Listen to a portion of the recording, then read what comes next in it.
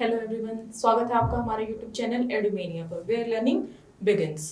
तो आज हम नेक्स्ट टॉपिक शुरू करेंगे, that is different type of nutrition, heterotrophic nutrition and autotrophic nutrition. Last video में हमने डिस्कस करा था जनरल लाइफ प्रोसेसेस के बारे में, कौन कौन से डिफरेंट लाइफ प्रोसेसेस होती हैं, excretion, reproduction, respiration, nutrition and breathing वगैरह हमने जनरल उनके बारे में डिस्कस करा था। आज हम फुली उनको डिटेल में पढ़ेंगे। सबसे पहले हम न्यूट्रिशन लेंगे, तो आज हम डिस्कस करेंगे न्यूट्रिशन के बारे में। तो न्यूट्रिशन हमने क्या बताया था कि हम फूड इनटेक करते हैं, उससे हमें एनर्जी मिलती है, that process is called nutrition. तो जो फूड है, जो हमने जो फूड लिया है, उसके क्या सोर्सेज हैं, क्या डिफरेंट डिफरेंट सोर्सेज हैं उसके। सबसे पहले हम डिस्कस करेंगे द सोर्सेज ऑफ फूड। जो हम फूड ले रहे हैं, जिससे हमें एनर्जी मिल रही है, उसके सोर्सेज क्या क्या हैं। सबसे पहले है इनऑर्गेनिक। ठीक है, दो सोर्स होते हैं उस फूड के, इनऑर्गेनिक एंड ऑर्गेनिक। दो टाइप का फूड होता है, ऑर्गेनिक एंड इनऑर्गेनिक। जो इनऑर्गेनिक है उसके एग्जांपल है CO2 एंड H2। जो CO2 एंड H2O से मिलके जो फूड बनेगा उसको हम क्या बोलेंगे, इनऑर्गेनिक। ठीक है, इनऑर्गेनिक फूड सोर्स।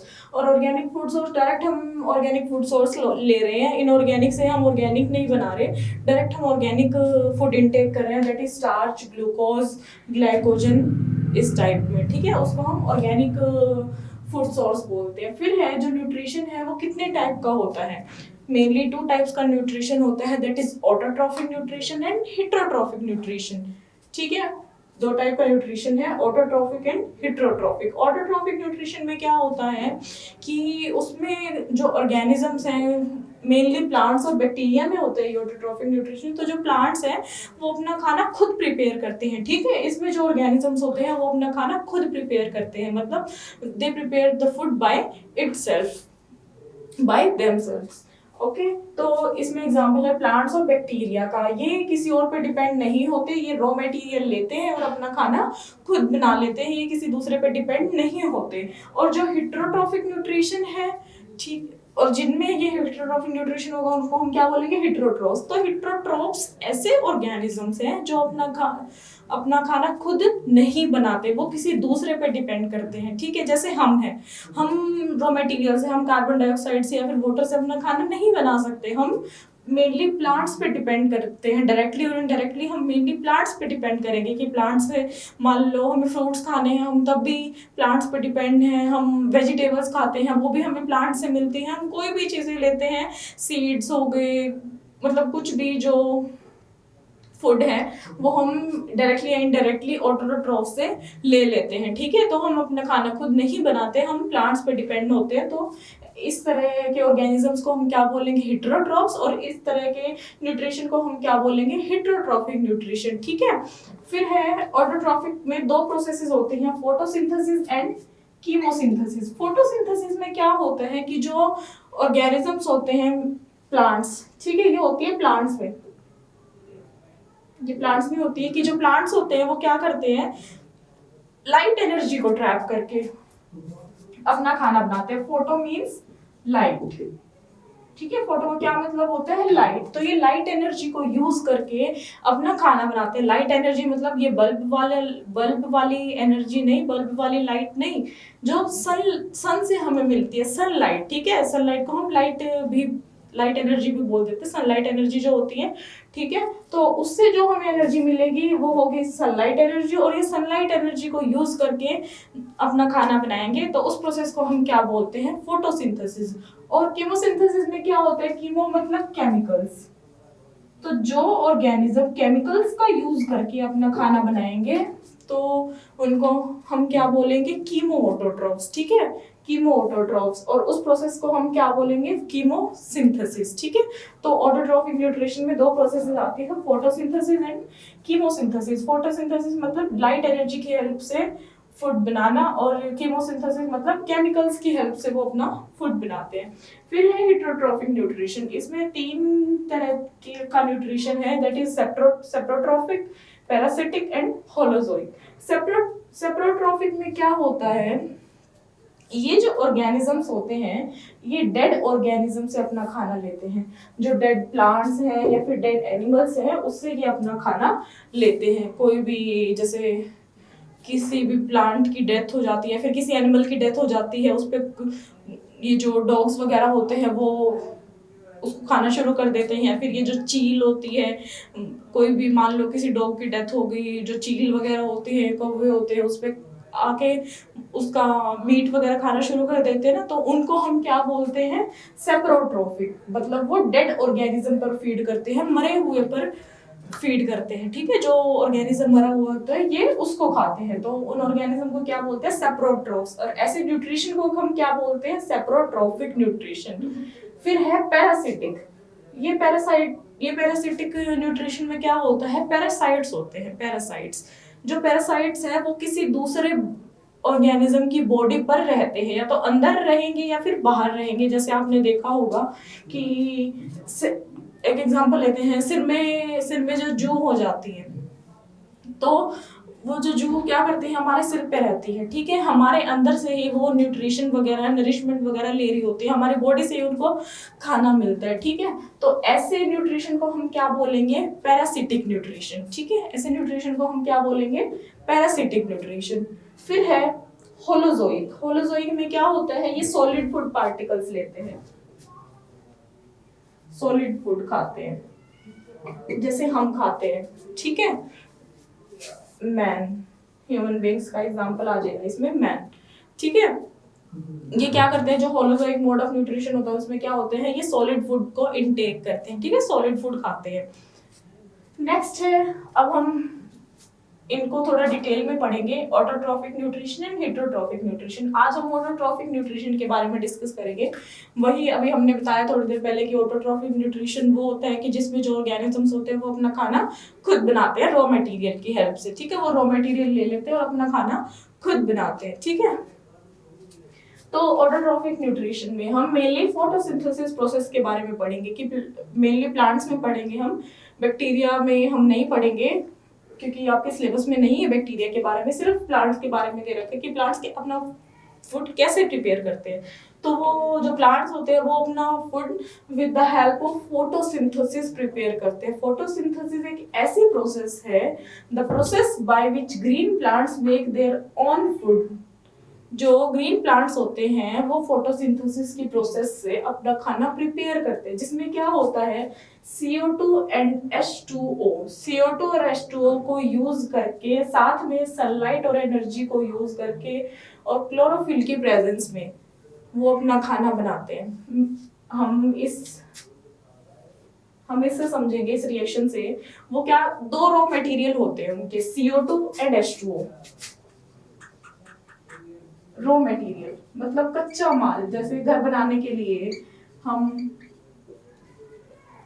रोड़ी वगैरह, सीमेंट वगैरह ये सब यूज करते हैं ना, तो ऐसे ही और तब जाके कहीं घर बनता है, हम उनको मिलाते हैं तब जाके कहीं घर बनता है। ऐसे ही जब ये दोनों चीजें मिलेंगी, जब ये दोनों चीजें इसके पास होंगी, तभी जाके क्या बनेगा, इनका खाना बनेगा। तो रॉ मटेरियल, कच्चे माल हम बोल देंगे इसे।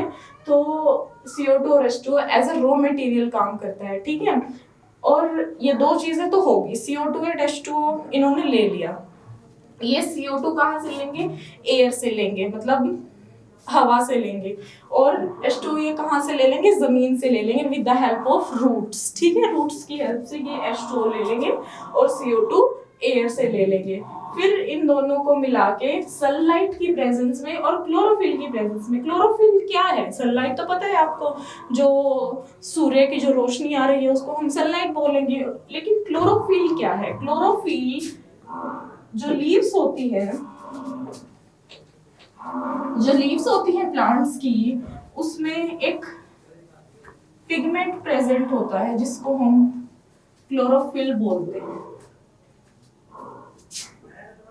ये लीफ है प्लांट की, ठीक है, इसमें मान लो ये एक सेल है, इस सेल को हम क्या बोलेंगे, क्लोरोप्लास्ट। और क्लोरोप्लास्ट के अंदर एक पिगमेंट प्रेजेंट होगा, उस पिगमेंट का क्या नाम है, क्लोरोफिल। ये पिगमेंट ग्रीन कलर का होता है। किस कलर का? ग्रीन कलर का। ये पिगमेंट ग्रीन कलर का होता है। इसी ग्रीन कलर की वजह से, इस पिगमेंट की वजह से, क्योंकि इसका कलर ग्रीन होता है, इस ग्रीन कलर की वजह से लीफ का कलर भी ग्रीन होता है, इस पिगमेंट की वजह से। ठीक है, अगर ये पिगमेंट प्रेजेंट ना हो तो लीफ का कलर ग्रीन नहीं होगा। इस पिगमेंट का कलर ग्रीन है और ये लीफ में प्रेजेंट है तो लीफ का भी कलर ग्रीन होता है। ठीक है, तो ये क्या करेगा, ये जो क्लोरोफिल जो पिगमेंट है ये क्या करता है, जो सोलर एनर्जी है ना, जो लाइट एनर्जी है, उसको ट्रैप करता है, मतलब अपनी तरफ खींचता है। ठीक है, उसको एब्जॉर्ब करता है। तो ये क्लोरोफिल क्या करता है, जो सोलर एनर्जी है उसको ट्रैप करता है। ठीक है, तो हमें मोस्ट इंपॉर्टेंट किस चीज की जरूरत है? CO2 की, H2O की, सनलाइट की एंड क्लोरोफिल की। ये 4 चीजें बहुत जरूरी है। अगर सनलाइट ना हो तब भी फोटोसिंथेसिस नहीं होगी, क्लोरोफिल ना हो तब भी फोटोसिंथेसिस नहीं होगी, और अगर ये दोनों चीजें भी नहीं होंगी तो फोटोसिंथेसिस नहीं होगी। तो ये 4 चीजें बहुत जरूरी है। ठीक है, इन चारों चीजों की प्रेजेंस में ही फोटोसिंथेसिस हो सकती है। ठीक है, फिर क्या होगा, जब ये दोनों रिएक्ट करेंगे इन दोनों की प्रेजेंस में, तो क्या बनेगा? C6H12O6। इसको हम क्या बोलते हैं? ग्लूकोज। ठीक है, और ऑक्सीजन बन जाएगी और H2O बन जाएगा। तो 3 स्टेप्स होते हैं फोटोसिंथेसिस में। सबसे पहले absorption of light by chlorophyll. जो लाइट है उसको कौन एब्जॉर्ब करेगा? क्लोरोफिल। ठीक है, क्लोरोफिल सबसे पहले क्या करेगा? लाइट को एब्जॉर्ब करेगा। ठीक है, फिर क्या होगा? Conversion of light energy to chemical energy. जो लाइट एनर्जी हमें सनलाइट से मिली थी, लाइट एनर्जी, वो किस में कन्वर्ट हो जाएगी? केमिकल एनर्जी में। ठीक है, जो लाइट एनर्जी हमें मिली थी वो किस में कन्वर्ट हो जाएगी? केमिकल एनर्जी में। फिर क्या होगा? H2O जो है वो किस में स्प्लिट हो जाएगा? हाइड्रोजन एंड ऑक्सीजन में। ये जो H2O था ये 2 चीजों से मिलकर बना है, हाइड्रोजन और ऑक्सीजन, तो ये हाइड्रोजन और ऑक्सीजन में टूट जाएगा, स्प्लिट हो जाएगा। और जो थर्ड स्टेप है वो क्या है? Reduction of CO2 to carbohydrates. और ये जो CO2 थी ये क्या बना लेगी? रिड्यूस होके कार्बोहाइड्रेट बना लेंगे। कार्बोहाइड्रेट का एग्जांपल है ग्लूकोज। ठीक है, तो ये जो CO2 थी इसने रिड्यूस होके क्या बना लिया? ग्लूकोज। ठीक है, तो ये थी फोटोसिंथेसिस की प्रोसेस। फोटोसिंथेसिस में क्या हो रहा था? सबसे पहले एब्जॉर्प्शन हो रहा था लाइट का। ठीक है, कौन एब्जॉर्ब कर रहा था? क्लोरोफिल। देन क्या हो रहा था? कन्वर्जन हो रहा था लाइट एनर्जी का कौन सी एनर्जी में? केमिकल एनर्जी में। और फिर क्या हो रहा था? स्प्लिटिंग हो रही थी किसकी? H2O की। किसमें? हाइड्रोजन एंड ऑक्सीजन में। और जो लास्ट स्टेप है उसमें क्या हो रहा है? CO2 की कन्वर्जन हो रही है इन द कार्बोहाइड्रेट्स। ठीक है, ये 3 स्टेप्स होते हैं और जरूरी नहीं है कि ये जो स्टेप्स हैं वो लगातार होते रहे, एक के बाद एक होना जरूरी है, ऐसा नहीं होता। क्या होता है कि एक एग्जांपल अगर हम ले, मान लो डेजर्ट प्लांट है, जो डेजर्ट्स में, रेगिस्तान में जो प्लांट्स होते हैं वो क्या करते हैं? रात को तो वो CO2 ले लेते हैं, CO2 और H2O वगैरह ले लेते हैं। जो डेजर्ट प्लांट है वो क्या करते हैं? रात को तो डाइट में क्या ले लेते हैं? वो CO2 H2O ले लेते हैं। ठीक है, लेकिन नाइट में सनलाइट तो नहीं होगी तो वो डे टाइम में क्या करेंगे? सनलाइट ले लेंगे। तो ऐसा नहीं है कि उन्होंने अभी CO2 ले ली, H2O ले लिया तो जस्ट इमीडिएटली ही उनको क्या चाहिए? सनलाइट चाहिए, अभी बिल्कुल अभी ही चाहिए। नहीं, ऐसा नहीं होता। रात को वो CO2 और H2O ले लेते हैं और दिन में फिर वो सनलाइट ले लेते हैं और फोटोसिंथेसिस परफॉर्म करते हैं। ठीक है, जिसकी हेल्प से वो क्या करते हैं? अपना फूड बनाते हैं। ठीक है, फिर बात आती है कि ये CO2 कैसे लेते हैं। वाटर का तो आपने देख लिया कि ये रूट से ले लेते हैं। ठीक है, जो प्लांट्स की रूट होती हैं, रूट से ये एब्जॉर्ब कर लेते हैं सॉइल में से। ठीक है, वाटर को। ये प्लांट है पूरा, ठीक है, एब्जॉर्ब कर लेते हैं। लेकिन ये जो सराउंडिंग में ये जो एयर होती है CO2, इसको ये कैसे लेंगे? ये लेते हैं, जो लीव्स होती है ना, उनके सरफेस पे स्टोमेटा प्रेजेंट होते हैं, स्टोमेटा, ठीक है, उनके सरफेस पे स्टोमेटा प्रेजेंट होते हैं। तो स्टोमेटा की हेल्प से ये क्या करते हैं, कार्बन डाइऑक्साइड एयर से ले लेते हैं। जो कार्बन डाइऑक्साइड है वो अंदर आ जाती है, ठीक है, स्टोमेटा की हेल्प से। ठीक है, स्टोमेटा कैसे होते हैं?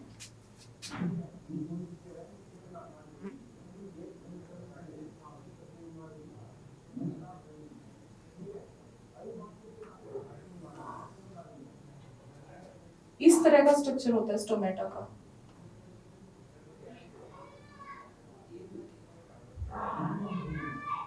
ठीक है, इस तरह का होता है स्टोमेटा। ये होता है पोर, जिसको हम स्टोमेटल पोर बोलते हैं, ठीक है। और ये जो दो सेल्स बनाए हैं, ये क्या होते हैं? गार्ड सेल्स, ठीक है। गार्ड सेल्स, जो गार्ड सेल्स होते हैं वो इनकी ओपनिंग और क्लोजिंग में हेल्प करते हैं। किस चीज में हेल्प करते हैं? ओपनिंग एंड क्लोजिंग में हेल्प करते हैं, ठीक है। जो गार्ड सेल्स होते हैं वो ओपनिंग एंड क्लोजिंग में हेल्प करते हैं। कैसे हेल्प करेंगे? मतलब CO2 इन्होंने ले ली, ठीक है, और जो ऑक्सीजन बनी थी फोटोसिंथेसिस के टाइम पर वो बाहर निकाल दी इन्होंने। वाटर है, मान लो अगर ये सेल्स खुले रहेंगे, ये ऐसे ही अगर ओपन रहेंगे तो क्या होगा कि जो वाटर है प्लांट्स के अंदर वो भी बाहर निकलता रहेगा और प्लांट्स में वाटर की कमी हो जाएगी। तो क्या होता है, जब उनको नीड नहीं होती कार्बन डाइऑक्साइड की, उनको कार्बन डाइऑक्साइड बाहर से नहीं लेनी होती, तो ये क्या करते हैं, इस पोर को यूं बंद कर देते हैं, ठीक है। जिसकी वजह से क्या होता है, फिर वाटर भी बाहर नहीं जा पाता, ठीक है। CO2 को तो इनको CO2 की तो इनको नीड ही नहीं थी, तो ये फिर बंद कर देते हैं अपने इस पोर को, और जिसकी वजह से क्या होता है, फिर जो वाटर है उसका लॉस नहीं होता। ये क्या करेंगे, मान लो अगर वाटर ज्यादा है, प्लांट्स में वाटर ज्यादा है, ठीक है, बहुत ज्यादा है, तो ये क्या करेंगे, जो वाटर है वो गार्ड सेल्स के अंदर चले जाएगा। मान लो ये H2O है, वो क्या करेगा, ये गार्ड सेल्स के अंदर चला जाएगा, ठीक है, गार्ड सेल्स के अंदर चला जाएगा। अंदर जाके ये क्या करेगा, जब अंदर मतलब मान लो किसी भी चीज के अंदर पानी जाता है तो वो चीज फूल जाती है ना, और फूल के वो थोड़ी दूर दूर हो जाएगी ना, तो क्या होगा, ये जो H2O है अगर ज्यादा है प्लांट की बॉडी के अंदर, तो ये गार्ड सेल्स के अंदर चला जाएगा, और जो गार्ड सेल्स है वो स्वेल हो जाएंगी, फूल जाएंगी, तो वो एक दूसरे से दूर दूर हो जाएंगी। बीच में क्या है, वो जो स्टोमेटल पोर है वो ओपन हो जाएगा, जिस फिर क्या करेगा, जो वाटर है वो बाहर निकल जाएगा, ठीक है। अंदर वाटर ज्यादा था प्लांट के, तो फिर वो क्या करेगा, बाहर निकल जाएगा। फिर क्या होगा, जो वाटर है वो क्या हुआ, वो बाहर निकल गया। अगर वाटर बाहर निकल गया गार्ड सेल से, तो जो गार्ड सेल है वो दोबारा से श्रिंक कर जाएंगी, मुरझा जाएंगे, मतलब इस तरीके से लगा लो, वो मुरझा जाएंगी, तो एक दूसरे के पास पास आ जाएंगी, मतलब जो स्टोमेटल पोर है वो दोबारा से बंद हो जाएगा, ठीक है। तो लॉस नहीं होगा ज्यादा वाटर का, जितना वाटर उनको बाहर निकालना है वो निकाल देंगे, और जितना उनको अंदर रखना है फिर वो अंदर रख लेंगे by closing the guard cells, ठीक है। वो गार्ड सेल्स दोबारा बंद हो जाएंगी, क्लोज हो जाएंगी, और जो स्टोमेटल पोर है वो भी बंद हो जाएगा। फिर है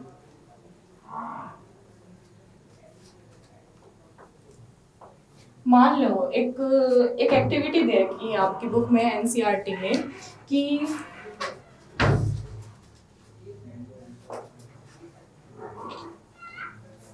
एक प्लांट लो,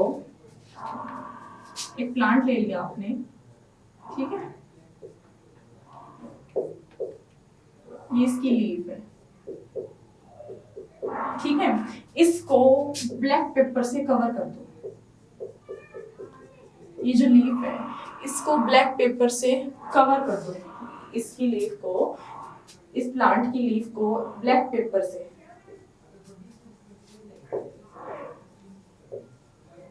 ठीक है, और इसको सनलाइट में रहने दो 2 दिन के लिए, ठीक है, 2 डेज के लिए। फिर क्या करो, लीफ को प्लग करो, लीफ को यहां से तोड़ लो, ठीक है, प्लग कर लो,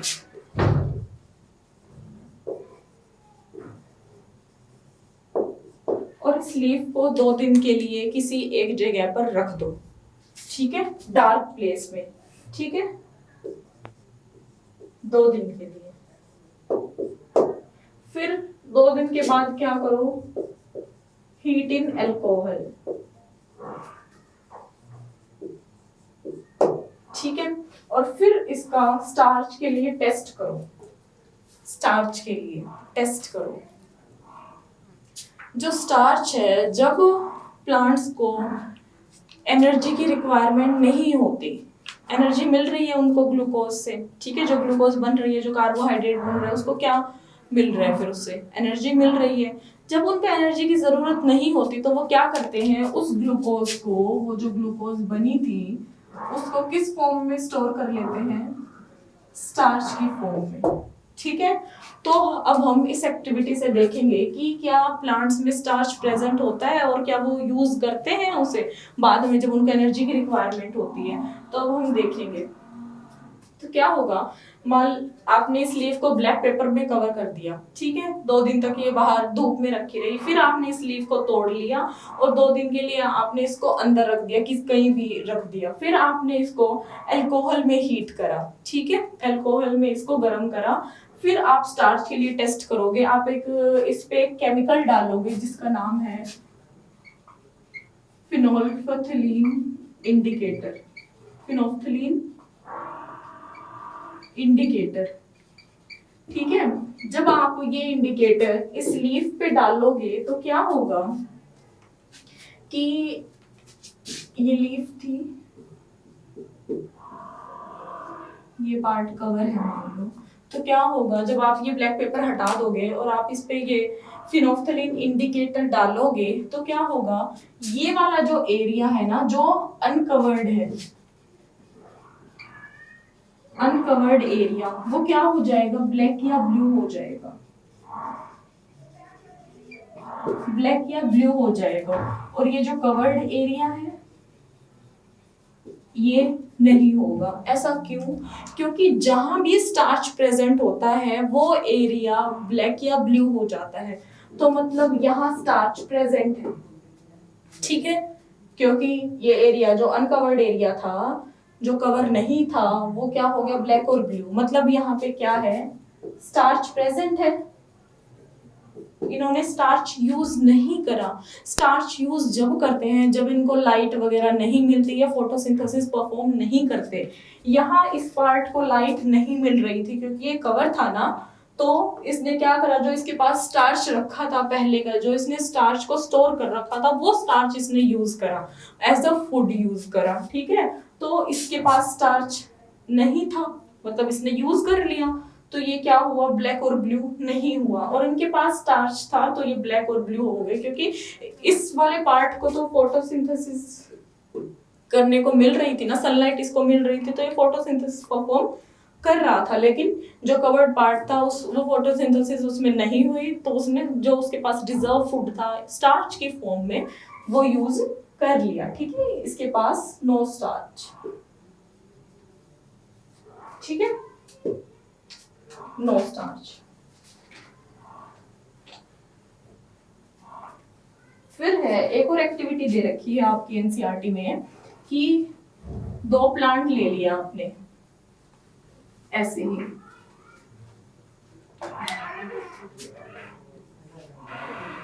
दो प्लांट ले लिए,